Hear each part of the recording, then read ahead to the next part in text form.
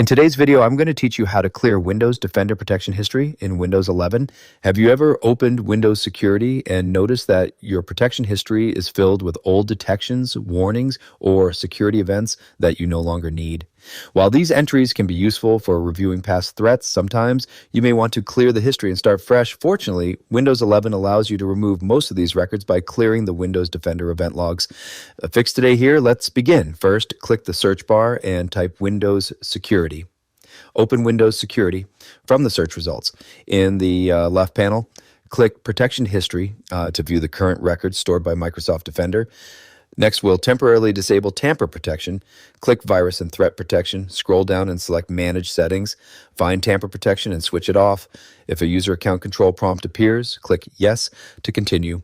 Now let's clear the Windows Defender event logs. Click the search bar again and type Event Viewer. Open Event Viewer from the results. In the left navigation panel, expand Applications and Services logs, then expand Microsoft, next expand Windows. Scroll down and locate Windows Defender, expand it and click Operational. Right-click Operational and select Properties. Click the Clear Log button. When prompted, click Clear to confirm. This removes the Windows Defender event history stored in the operational log. Once the log has been cleared, close all open windows.